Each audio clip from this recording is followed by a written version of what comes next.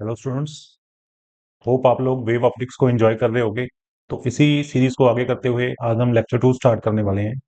Lecture 2 में हम पढ़ेंगे refraction of light using Huygens principle. इससे पहले हमने हाइजन प्रिंसिपल देखा था, क्या होता था। वेव फ्रंट हमने देखा क्या होता है। हाइजन प्रिंसिपल से हमने हाइजन प्रिंसिपल के कंसेप्ट को लेके हमने रिफ्लेक्शन प्रूव किया था। तो आज हम हाइजन प्रिंसिपल का यूज करके रिफ्रैक्शन को प्रूव करने जा रहे हैं। तो रिफ्रैक्शन में क्या होगा बेटा, हम हाइजन का वेव फ्रंट का कंसेप्ट लेके उससे जो रिफ्रैक्शन का स्नेल्स लॉ है उसे प्रूव करेंगे। तो मैं स्नेल्स लॉ बता देता हूँ पहले क्या होता है। स्नेल्स लॉ हमने पढ़ा हुआ है कि जो म्यू होता है वो sine i by sine r है। ठीक है, म्यू का मतलब जब लाइट वन मीडियम से टू मीडियम तक जाती है तो incident sine of incident angle upon sine of reflection angle के इक्वल होता है। तो अगर हम ये चीज को प्रूव कर दें by the use of Huygens principle, तो ये प्रूव हो जाता है कि वेव ऑप्टिक्स की वैलिडिटी प्रूव हो जाती है। वेव ऑप्टिक्स जो है, जैसे हमने ये माना हुआ है कि जो लाइट है वो वेव की तरह एक्ट करती है। तो अगर ये चीज प्रूव हो गई, हाइजन ने कर दी, तो हम हाइजन के प्रिंसिपल को एक्सेप्ट कर लेंगे। तो चलिए देखते हैं कैसे करना है इसको। ये हमारे पास एक स्लैब है। स्लैब एक ग्लास का मटेरियल होता है बेटा, जिसकी थिकनेस होती है टी। तो यहाँ पे हमारे पास दो नॉर्मल है।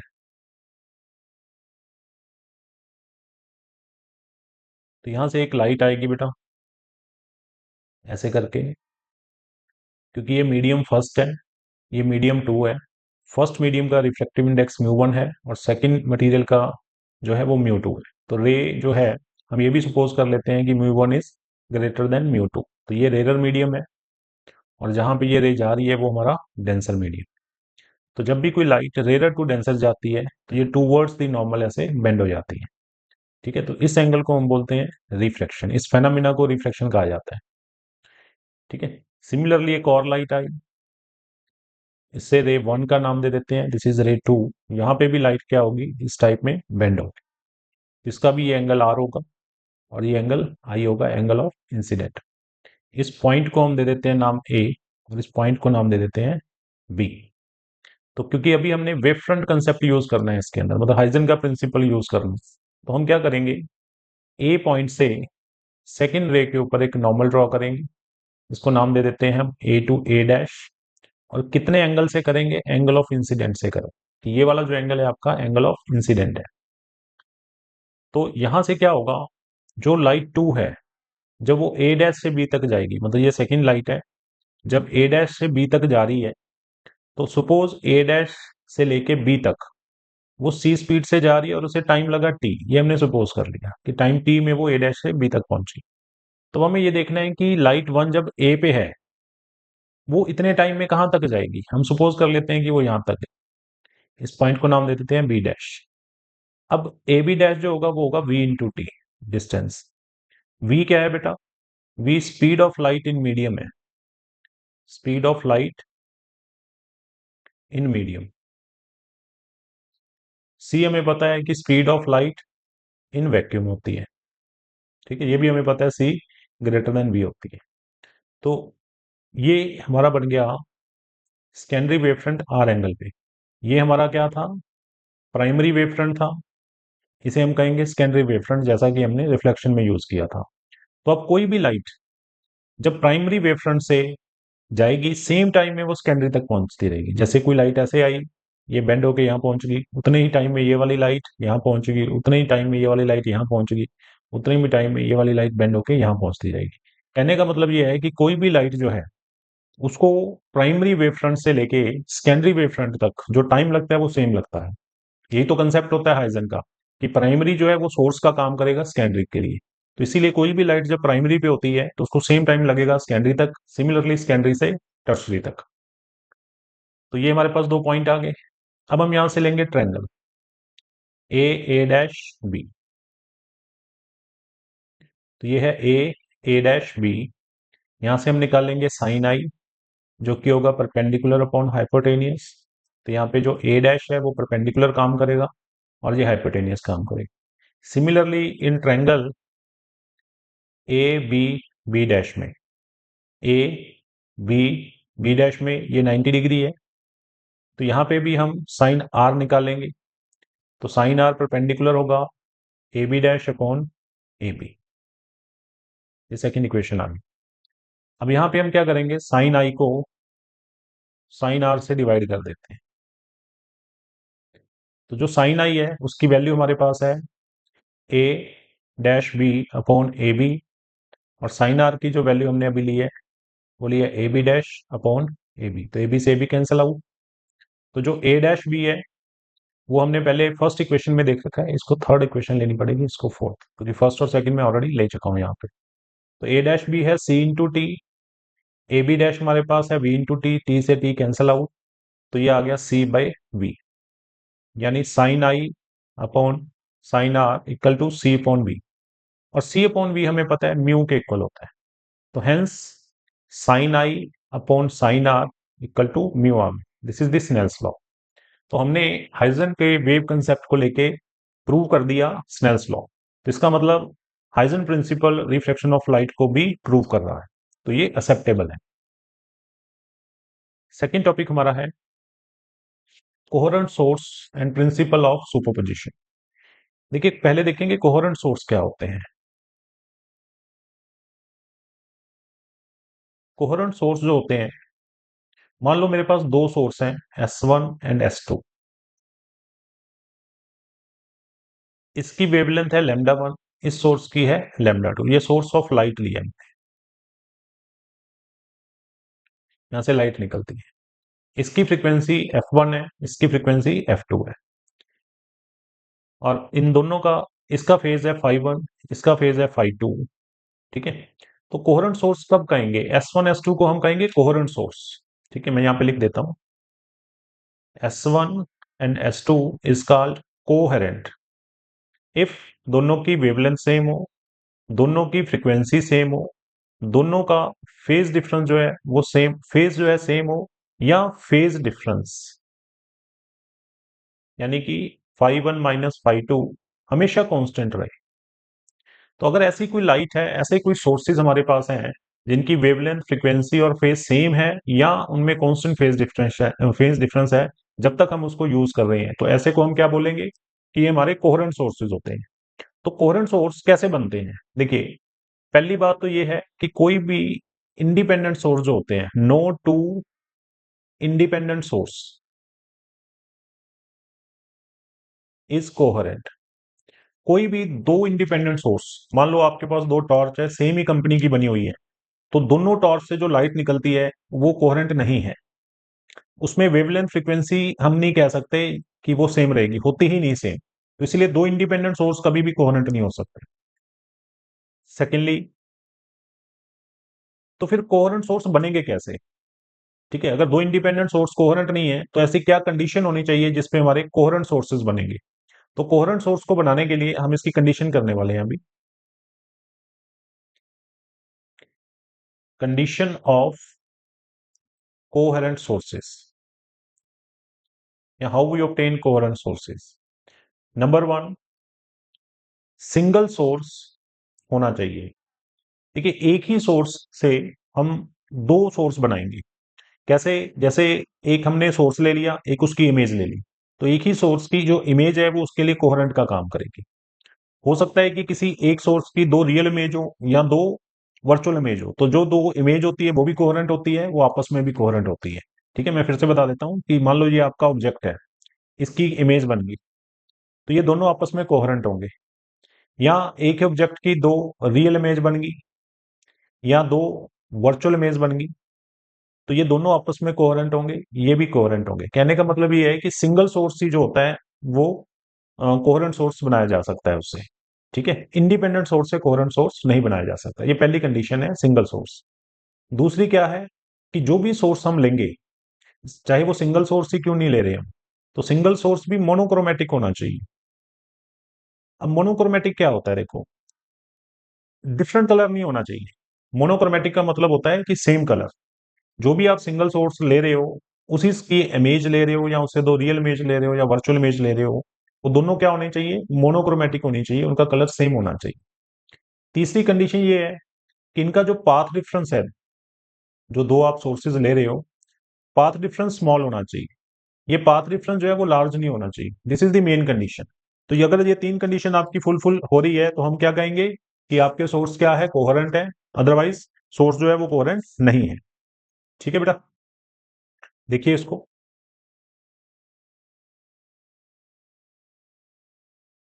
नेक्स्ट है principle of superposition. Principle of superposition क्या होता है? देखिए, जो प्रिंसिपल ऑफ सुपरपोजिशन का मतलब होता है कि दो या दो से ज्यादा लाइट को के कॉम्बिनेशन को, मान लो मेरे पास Y1 Y2 या बहुत सारे सोर्सेज हैं, इन सबको मिला दो, इन्हें कहते हैं प्रिंसिपल ऑफ सुपरपोजिशन। यानी दो या दो से ज्यादा लाइट को मिला के जो रिजल्टेंट बनता है हमें, वो उसे कहते हैं प्रिंसिपल ऑफ सुपरपोजिशन। मिलाने को सुपरपोजिशन प्रिंसिपल कहते हैं। जैसे Y1 एक सोर्स है, Y2 एक सोर्स है, तो इनसे क्या बनेगा, या Y3 एक सोर्स है, तो इन तीनों के कॉम्बिनेशन को हम बोलेंगे कि this is the principle of superposition. अब नया टॉपिक ये है हमारा, मैंने आपको पढ़ाया है कि कोहेरेंट सोर्स क्या होते हैं, प्रिंसिपल ऑफ सुपरपोजिशन क्या होता है। थर्ड टॉपिक हमारे पास आता है इंटरफेरेंस ऑफ लाइट। देखिए, कोहेरेंट सोर्स, अगर मैं कोहेरेंट सोर्स की लाइट को सुपर इम्पोज करूं तो एक नया टॉपिक बनेगा, एक नई चीज बनेगी जिसे इंटरफेरेंस कहते हैं। मान लो मेरे पास एक Y1 कोहेरेंट सोर्स है, Y2 एक कोहेरेंट सोर्स है, या ज्यादा भी हो सकते हैं, मैं दो ही लेके चल रहा हूं।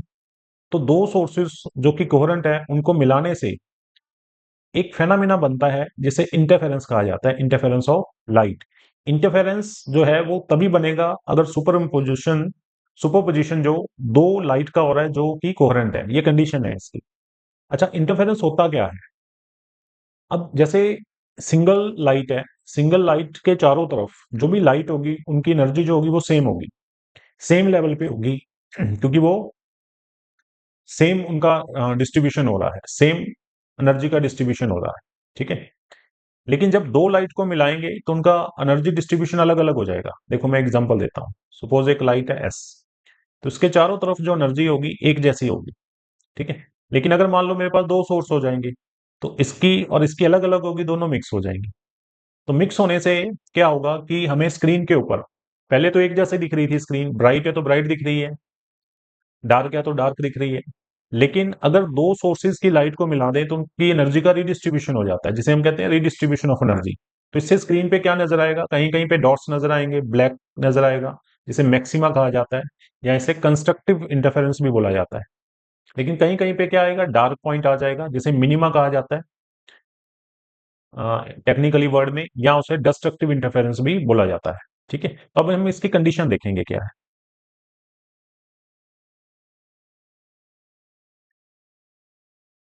इसकी डेफिनेशन क्या बनी इंटरफेरेंस की, redistribution of energy, redistribution of energy by two coherent sources. This is the definition of interference. अब इंटरफेरेंस को बनाने के लिए we are using Young double slit experiment.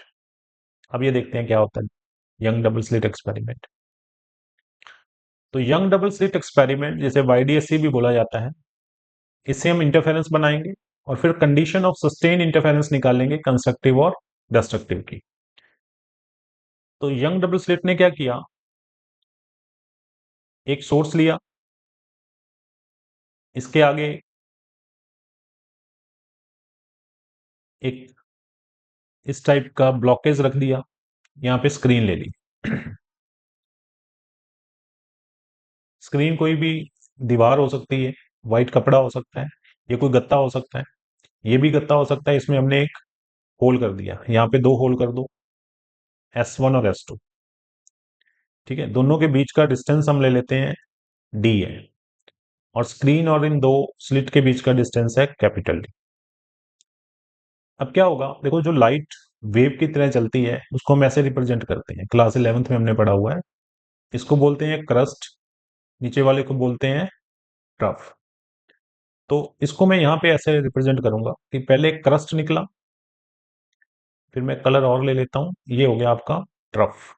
ठीक है, यहाँ पे लिख देते हैं कि ये ट्रफ को रिप्रेजेंट कर रहा है, और जो रेड है वो क्रस्ट को रिप्रेजेंट कर रहा है। तो सिमिलरली S1 से पहले क्या आएगा, क्रस्ट, उसके बाद क्या आएगा, ट्रफ, उसके बाद फिर क्रस्ट,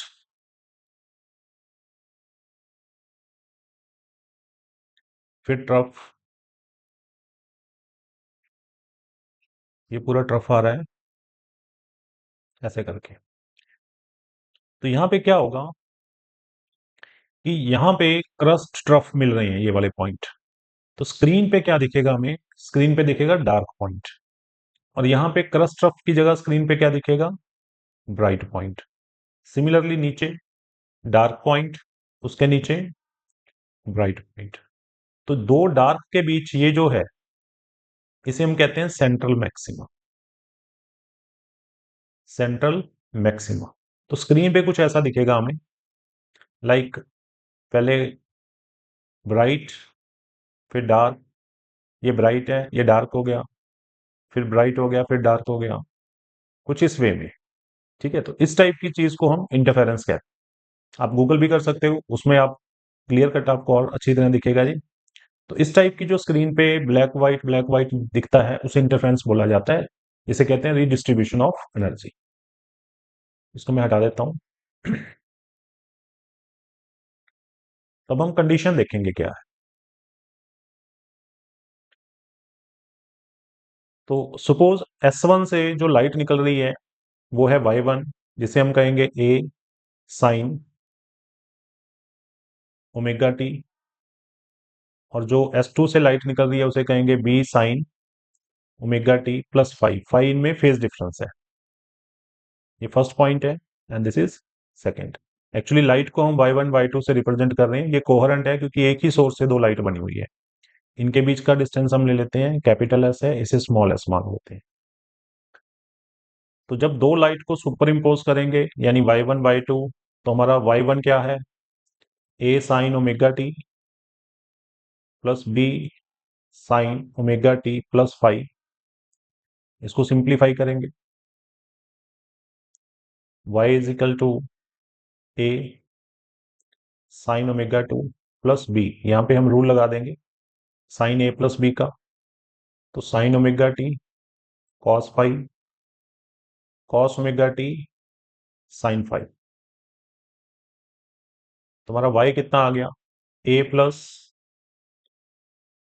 बी कॉस फाइव। मैं एक्चुअली इसको कर रहा हूँ, एक मिनट, मैं एक सिंपल ट्रिक कर लेता हूँ, इसको हटा देता हूँ यहाँ से। पहले ऊपर वाले को सिंप्लीफाई करते हैं। तो ये आ गया A sine omega T plus B sine omega T cos five, फिर अंदर आ गया B sine five cos omega T. तो यहां से हम क्या करेंगे, A plus B cos five यहां लिखेंगे, कॉमन निकाल लेंगे, sine omega T plus B sine five, और यहां निकाल लेंगे कॉस ओमेगा टी। अब इसको पुट कर दो कि A plus B, A B cos five को हम लिखेंगे बी कॉस फाइव को पुट करेंगे कि ये हमारा है ए कॉस थीटा, और बी साइन फाइव को हम पुट कर देंगे कि ये हमारा है ए साइन थीटा। तो इसको थर्ड इक्वेशन में पुट कर दो। तो थर्ड इक्वेशन से फिर हमारे पास क्या आएगा, y is equal to A cos theta sine omega T plus A sine theta cos omega T. तो यहाँ पे फिर हम रूल लगा देंगे साइन ए प्लस बी का, तो ये बन जाएगा साइन ए प्लस थीटा। मैं लिख देता हूँ, साइन ए प्लस बी क्या होता है, ये होता है sine A cos B cos A sine B. So this is the equation of interference. इसे क्या बोलते हैं, इक्वेशन ऑफ इंटरफेरेंस बोलते हैं। ठीक है, यहां तक देखिए। अब इस पॉइंट को हम ले लेते हैं इक्वेशन नंबर 4, और इसको ले लेते हैं इक्वेशन नंबर 5। मैं थोड़ा सा लेफ्ट पोर्शन ले रहा हूँ, मे बी आप लोगों ने ये सब लिख लिया है। हाँ जी। तो देखो, हम क्या करेंगे, फोर्थ एंड फिफ्थ को स्केयर करके ऐड कर देंगे। यहां पे लिख लेते हैं square four and fifth and add. तो ये क्या आ जाएगा, a प्लस बी कॉस 5 का स्केयर प्लस b साइन 5 का square is equal to A square sine square theta plus A square cos square theta. तो यहां से तो हमारा आ जाएगा A square plus B square cos square 5 plus 2ab cos 5 plus B square sine square 5 equal to, अब यहां से ए स्केयर कॉमन आ जाएगा और अंदर रह जाएगा sine square theta plus cos square theta. तो ये आ गया A square plus B square, ये आएगा sine square 5 cos square 5 plus 2ab cos 5 is equal to A square, क्योंकि ये हो गया 1। सिमिलरली ये भी 1 हो जाएगा, तो ये बचेगा A square plus B square plus 2ab cos 5 equal to A square. अब हमने क्लास 11th में पढ़ा हुआ है कि जो इंटेंसिटी होती है वो एम्पलीट्यूड का स्केयर होती है। तो ये ए एम्पलीट्यूड है फर्स्ट सोर्स का, बी है आपका सेकंड सोर्स का, और कैपिटल ए जो है वो रिजल्टेंट का है। तो आप इसको लिख दोगे यहाँ पे आई, मतलब ए स्केयर को आई लिख दिया हमने, उसके बाद I1 I2 plus 2 root I1 I2 cos 5। तो ये जो रिजल्टेंट हमारे पास इंटरफेरेंस आ गया, दो कोहेरेंट सोर्स को मिलाने के बाद जो रिजल्टेंट इंटेंसिटी बनती है इंटरफेरेंस की, वो ये है। अब इसी से मैं आपको बताऊंगा कि मैक्सिमा कब आएगा और मिनिमा कब आएगा। तब तक आप ये देखिए एक बार। तो हमारा जो इंटेंसिटी आया है वो है I1 plus I2 plus 2 root I1 I2 cos 5। अब यहां से हम देखेंगे कि हमारे यहाँ जो स्क्रीन पे मैक्सिमा है उसकी क्या कंडीशन होगी। मैक्सिमा को हम ब्राइट भी कह सकते हैं, इसको हम कंस्ट्रक्टिव इंटरफेरेंस भी कह सकते हैं, कंस्ट्रक्टिव इंटरफेरेंस। तो जब स्क्रीन पे ब्राइट पॉइंट आएगा तो इंटेंसिटी मैक्सिमम होगी उस टाइम पे। तो मैक्सिमम कब होगा, जब हमारा cos 5 मैक्सिमम होगा जो कि +1 होता है। और cos 5 +1 कब आएगा, जब cos की वैल्यू 2n पाई होगी। तो n यहाँ पे हम स्टार्ट कर सकते हैं 0 1 2, ऐसे आगे चलते रहेंगे। यानी कि जब फेस 2n पाई होगा दो सोर्सेज के बीच, तो हमेशा हमें स्क्रीन पे मैक्सिमम पॉइंट दिखेगा। अब 2n पाई का मतलब क्या है यहाँ पे, कि n की वैल्यू 0 है, cos 0 आ जाएगा। cos 0 कितना होता है, 1 होता है। अगर मैं 1 वैल्यू लिखूंगा cos 2 पाई कितना होगा, वो भी 1 होता है। 2 रखेंगे तो 4 पाई आएगा, वो भी 1 होता है। तो इन सब वैल्यूज पे हमें मैक्सिमम मिलता रहेगा। सिमिलरली वी नो, हमने क्लास 11th में पढ़ा हुआ है कि जो पाथ डिफरेंस होता है वो होता है λ/2 पाई इंटू फेज डिफरेंस। यहाँ पे डेल्टा एक्स क्या है, ये है पाथ डिफरेंस। अब पाथ डिफरेंस क्या होता है, मैं पहले भी डिस्कस किया हुआ है कि जब दो लाइट्स ट्रेवल कर रही होती हैं तो कौन सी लाइट ज्यादा ट्रेवल कर रही है कौन सी कम कर रही है, तो उसे पाथ डिफरेंस कहते हैं। तो यहाँ पे जो पाथ डिफरेंस आएगा वो आएगा delta x upon 2 pi into 2n पाई। तो यहाँ से 2 पाई के साथ नीचे कट गया, तो पाथ डिफरेंस आ गया n लैम्डा। तो अगर दो लाइट y1 y2 जो कि दो कोहेरेंट सोर्सेज से आ रही है, अगर उनमें फेज डिफरेंस हमेशा 2n पाई रहे और पाथ डिफरेंस n पाई रहे, n लैम्डा रहे, तो आपको स्क्रीन पे मैक्सिमा दिखेगा, जिसे ब्राइट भी कहते हैं, जिसे कंस्ट्रक्टिव इंटरफेरेंस भी कहते हैं। अब मिनिमा कब दिखेगा, डार्क पॉइंट कब दिखेगा, मिनिमा। मिनिमा को हम डार्क भी कहते हैं और डिस्ट्रक्टिव इंटरफेरेंस भी कहते हैं, डिस्ट्रक्टिव इंटरफेरेंस।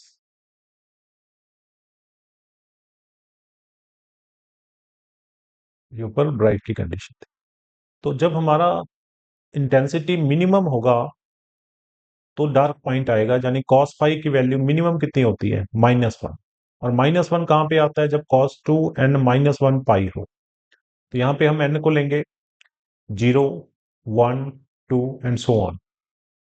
0 नहीं लेंगे यहाँ पे, क्योंकि यहाँ पे नेगेटिव आ जाएगा ना, तो हम यहाँ पे इसको 1 से स्टार्ट करते हैं कि n की वैल्यू 1 2 0 भी लेना है तो आप यहाँ प्लस लगा सकते हो, यहाँ पे प्लस लगा लो, एक ही बात है। क्योंकि अगर आप 0 पुट करोगे कॉस पाई आएगा, कॉस पाई की वैल्यू कितनी होती है -1।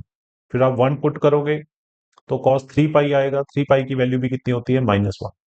तो हेंस जब आपके पास फेज डिफरेंस जो है 2n+1 पाई आता रहेगा तो स्क्रीन पे मिनिमा आता रहेगा, यानी दो लाइट के बीच अगर फेज डिफरेंस इतना है तो मिनिमा आएगा। ऑल्सो वी नो कि जो पाथ डिफरेंस होता है delta X is equal to λ/2 pi into phase difference होता है। तो delta X is equal to λ/2 pi into 2n+1 into pi. तो पाई से पाई कैंसिल आउट हो गया, तो पाथ डिफरेंस आपका हो गया 2n+1 λ/2। तो ये आपका मिनिमा की कंडीशन है। तो अगर y1 y2 में फेज डिफरेंस इतना है, पाथ डिफरेंस 2n+1 λ/2 है, तो आपको हमेशा मिनिमा नजर आएगा स्क्रीन के ऊपर। ठीक है, अब हम इसमें देखते हैं, देखो जब मैक्सिमा आएगा तो फिर इंटेंसिटी मैक्सिमम होगी कितनी। अभी हमने इंटेंसिटी क्या निकाली हुई है, I1 plus I2 plus 2 root I1 I2 cos phi. मैंने आपको बताया हुआ है कि I1 क्या है, ये इंटेंसिटी रेशियो होता है, ये इंटेंसिटी होती है फर्स्ट लाइट की जो कि एम्पलीट्यूड के स्केयर के ऊपर प्रोपोर्शनल होता है इसके। तो जब हम प्रोपोर्शनल हटाते हैं तो यहाँ पे क्या आ जाएगा, I1 इज इक्वल टू के ए स्केयर। दूसरी लाइट की इंटेंसिटी दूसरे के मैग्नीट्यूड के प्रोपोर्शनल है जो कि हमने बी लिया था, तो उसको हम लिख देंगे के बी स्केयर। के इज एनी कांस्टेंट जो दोनों के लिए सेम होगा। तो अगर मान लो स्क्रीन पे हमें मैक्सिमम दिख रहा है तो यहाँ पे cos पाई की वैल्यू क्या आएगी 1। मैक्सिमम वैल्यू कितनी हो जाएगी, I1 I2 plus 2 root I1 I2, क्योंकि cos 0 हो गया, cos 0 1 हो जाएगा। तो ये आपका हो जाएगा √I1 प्लस √I2 का होल स्केयर। आप इसको a प्लस बी का होल स्केयर भी लिख सकते हैं। ठीक है, सिमिलरली आई मिनिमा कितना होगा, आई मिनिमा में cos पाई नेगेटिव होना चाहिए, तो I1 I2 -2 root I1 I2। तो इसको हम कैसे लिखेंगे, √I1 -√I2 का होल स्केयर और a माइनस बी का होल स्केयर आ गया।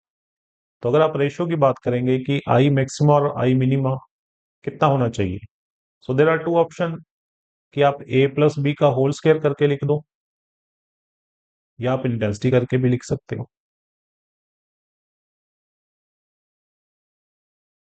√I1 माइनस √I2 इसका होल स्केयर। तो ये आपका मैक्सिमा मिनिमा की इंटेंसिटी का रेशियो आ जाएगा। और अगर हम सिंबल देखें कि I1 और I2 का क्या होगा, तो ऊपर से देखेंगे ये आ जाएगा के ए स्केयर अपॉन के बी स्केयर, ये कट जाएगा। तो अगर आप इंडिविजुअल सोर्सेज की इंटेंसिटी देखोगे तो वो एम्पलीट्यूड के स्केयर के रेशियो के इक्वल होगा। इसको आप ω1/ω2 भी लिख सकते हो। अब ये ω1 ω2 क्या होता है, ये विड्थ रेशियो होता है बेटा। जैसे हमने जो सिंगल सोर्स लिया था उसके आगे हमने दो सोर्स लिए थे, ये S1 लिया था, ये S2 लिया था। तो ये जो स्लिट होती है इसका जो विड्थ होता है वो ω1 है, इसका ω2 है। दोनों के रेशियो के उनकी जो स्लिट का विड्थ का रेशियो होता है वो भी इंटेंसिटी रेशियो के इक्वल होता है। ठीक है, so these are the formula जिसके ऊपर आप क्वेश्चन भी सॉल्व करेंगे एग्जाम के ऊपर, ज्यादातर ये दोनों फॉर्मूले ही यूज होते हैं। अब दूसरा एक बात होता है कि क्वेश्चन आता है कि क्या इंटरफेरेंस जो होता है वो एनर्जी लॉ ऑफ कंजर्वेशन को फॉलो करता है, उसको देखते हैं अभी हम। देखिए अगर मैं मैक्सिमा और मिनिमा देखूं यहाँ पे, तो मैक्सिमा हमारा है a प्लस बी का होल स्केयर और मिनिमा है a माइनस बी का स्केयर। तो यहाँ पे जब देखो आप वैल्यूज पुट करोगे, जब दोनों को सुपर इम्पोज करोगे मतलब S1 और S2 दोनों ही जब सुपर इम्पोज होंगे तभी तो इंटरफेरेंस बनेगा, क्योंकि यही तो कंडीशन थी।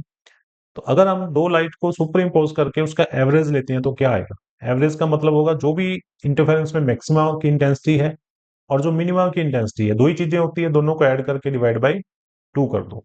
तो मैक्सिमा कितना आया है हमारे पास, मैक्सिमा आया है a प्लस बी का होल स्केयर, मिनिमा आया है हमारे पास a माइनस बी का होल स्केयर डिवाइड बाई 2। तो ये कितना आ जाएगा, तो a square plus B square, ये दोनों तरफ आया हुआ है तो 2 2 लिख देंगे क्योंकि इधर भी a स्केयर बी स्केयर आएगा। इधर +2 AB आएगा, इधर -2 AB आएगा, जो कैंसिल आउट हो जाएगा। तो मैं लिख देता हूँ यहाँ पे, वैसे अंडरस्टूड है ये, ठीक है, डिवाइड बाई 2।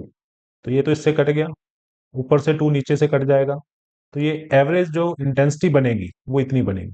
यानी कि जो एनर्जी का रीडिस्ट्रीब्यूशन हुआ है दो लाइट्स से, S1 और S2 से, जो कि कोहेरेंट सोर्स ऑफ लाइट है, उन दोनों की इंटेंसिटी का जो एवरेज है वो इतना है।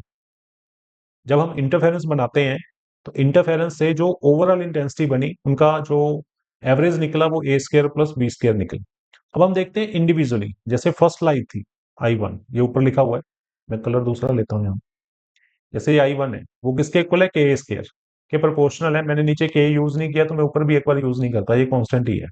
तो अगर मैं सिंपल दो लाइट्स को की अलग अलग इंटेंसिटी देखूं कि I1 equal to A² I2 equal to B² है, दोनों को भी ऐड करें तो वो A² प्लस B² हो जाएगा, यानी ये भी इक्वल है। तो मतलब क्या है कि जो इंटरफेरेंस होता है उसमें जो एनर्जी की डिस्ट्रीब्यूशन होती है वो जस्ट रीअरेंज होती है। अगर आप सिंगल सोर्स लोगे, उसकी भी इंटेंसिटी क्या होगी, A² plus B²। Single source इसलिए कह रहा हूं, उसी से I1 I2 बने थे, तो दोनों को मिलाएं तो वो सिंगल सोर्स ही है ना। तो दोनों की जो इंटेंसिटी है वो A² प्लस B² है। फिर ऊपर वाला मैंने लिया इंटरफेरेंस के केस में, क्योंकि इंटरफेरेंस में पहले मैक्सिमम बना फिर मिनिमम बना, तो हमने जब उसका एवरेज निकाला वो भी इतना आया।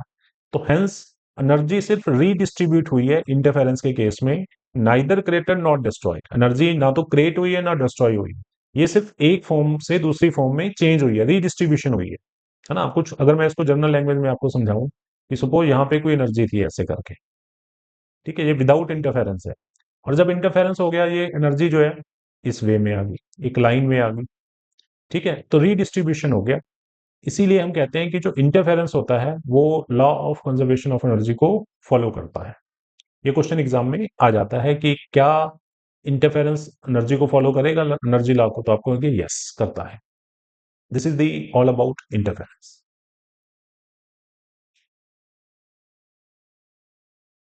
इसमें एक क्वेश्चन आता है एग्जाम में कि जो हम इंटरफेरेंस यूज करते हैं, इंटरफेरेंस की कंडीशन क्या है। मतलब कोहेरेंट सोर्स जब हम लेते हैं कि दो कोहेरेंट सोर्स है, अगर दोनों कोहेरेंट सोर्स की लाइट को सुपर इम्पोज करें तो इंटरफेरेंस बनेगा। और इंटरफेरेंस बनाने के लिए जो कोहेरेंट सोर्स लेते हैं वो मोनोक्रोमेटिक होने चाहिए, ठीक है। मैंने एक वर्ड यूज किया था मोनोक्रोमेटिक। तो मोनोक्रोमेटिक का मतलब होता है सिंगल कलर। अगर रेड है तो रेड लेंगे, वायलेट है तो वायलेट लेंगे, जहाँ जो भी विबग्योर के अंदर हमारे कलर आते हैं।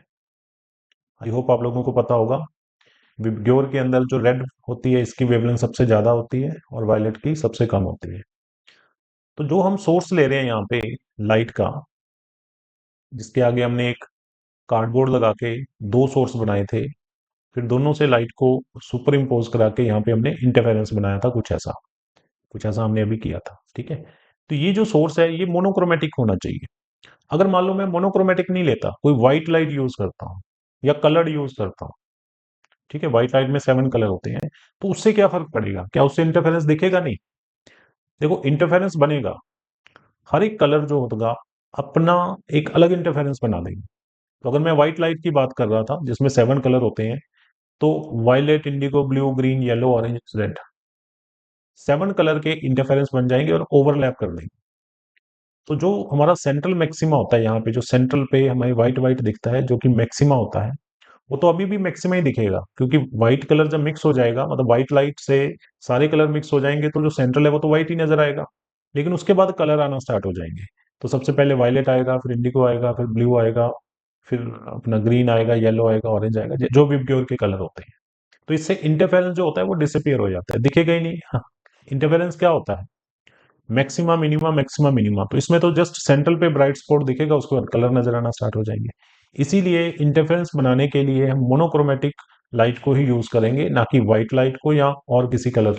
दो तीन कलर मिक्स करके भी हम इंटरफेरेंस को स्क्रीन पे क्रिएट नहीं कर सकते, ठीक है। अब इसके बाद वाले लेक्चर में हम देखेंगे कि इंटरफेरेंस में इंटेंसिटी वर्सेस फेज ग्राफ कैसे बनेगा, और जो हमारे स्क्रीन के ऊपर फ्रिंजेस बनती हैं, जो हमारे पास सेंट्रल मैक्सिमा, मिनिमा या मैक्सिमम बनता है, उनकी विड्थ कितनी होगी, ये हमारा लेक्चर थर्ड के अंदर हम कवर करेंगे।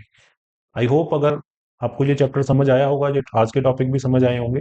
अगर किसी को कोई डाउट हुआ तो आप कमेंट कीजिए। मैं ट्राई करूंगा कि हर एक आंसर मैं सॉल्व करूं या उसके ऊपर एक नई वीडियो लेके। Thank you.